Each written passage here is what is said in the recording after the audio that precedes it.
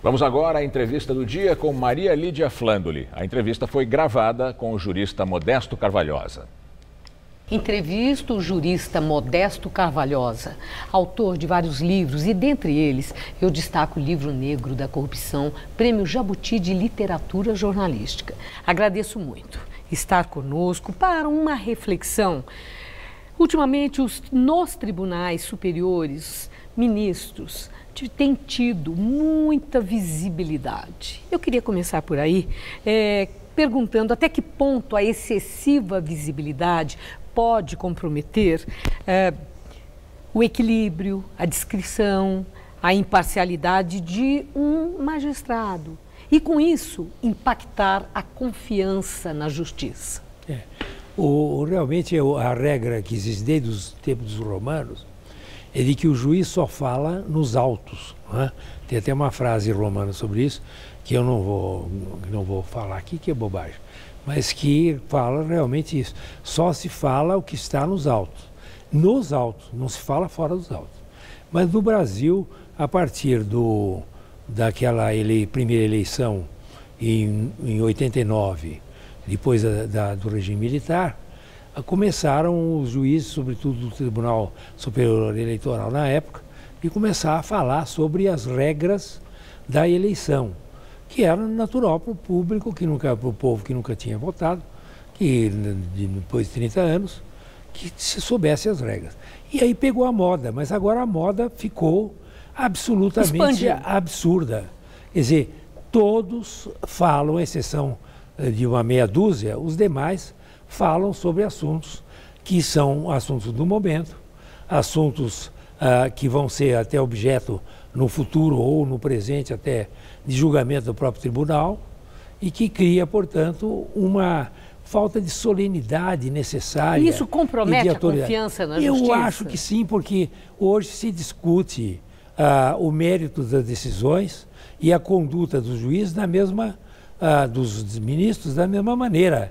Quer dizer, os ministros se tornaram realmente objeto de críticas pelo que eles falam por aí. Porque eles se expõem muito se expõem também, demais. Né? Agora, evidentemente que alguns ministros, tipo o ministro Barroso, fala coisas absolutamente a favor de uma questão institucional no Brasil. Quer dizer, é uma forma de falar sobre o país absolutamente respeitável. Agora, há outros ministros que não. Quer dizer, falam sobre qualquer assunto. Falar sobre questões referentes à instituição que representa é esclarecedor. Agora, expandir para todo e qualquer assunto é que tem esse veio prejudicial que o senhor fazem destaca. Críticas ao próprio Poder Judiciário, às instâncias inferiores do Poder Judiciário, falam sobre reforma política. Não é possível falar sobre reforma política. Eu acho que é absolutamente contra toda a solenidade e a respeitabilidade do próprio Poder Judiciário. Achei ótimo o senhor ter falado em reforma política, porque eu vi um artigo seu em que o senhor escreveu que a reforma política peca por um vício de origem que a torna inválida no âmbito do Estado de Direito. Eu queria que o senhor explicasse essa frase. É o seguinte, os parlamentares resolveram do dia para a noite, ou melhor, da noite para a noite mesmo, porque só resolve à noite, só se reúne à noite, de fazer uma reforma da Constituição, que trata especialmente da questão do regime de representação. O regime brasileiro é um regime de democracia representativa e que é baseado nos critérios de votação que estão na Constituição de 88. Não podem, portanto, os parlamentares, por mera emenda constitucional, mudar o próprio regime de representação do voto. Quer dizer, tem que haver um plebiscito para que se faça a reforma política que eles estão propondo. Então quer dizer que a Constituição não garante ao Congresso Nacional a competência para promover ou modificar uma reforma política? Não, porque a reforma política é do cerne da própria representação política.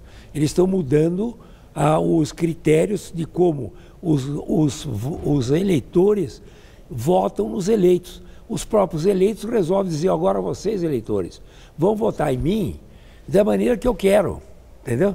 Então é como você ter alguém, um procurador de uma viúva, que vai e num cartório com ela, e aí ela diz, você vai, todo mês vai me dar as locações que você recebe e você vai ter 5%. Depois, um mês depois, vai lá o procurador da viúva e diz, não, ela disse isso, mas agora eu que sou procurador, eu só vou apresentar as contas para ela de 3 em 3 meses e quero 50% do valor. Quer dizer, como é que o eleito resolve como o eleitor vai votar nele? Você tem que ter uma reforma constitucional. Em qualquer lugar do mundo tem que haver plebiscito para mudança substancial do próprio regime representativo. E no caso de reforma política aprovada, uma vez aprovada, diante de tudo que o senhor falou, fere a Constituição, tem vício de origem, né, que fere aí os princípios do Estado de Direito, o que acontece? É nula, é inteiramente nula. Nula? É absolutamente nula essa reforma política, se não houver o plebiscito conforme o artigo 14 da Constituição. Quem deve ou pode arguir a nulidade? Qualquer partido político ou qualquer cidadão.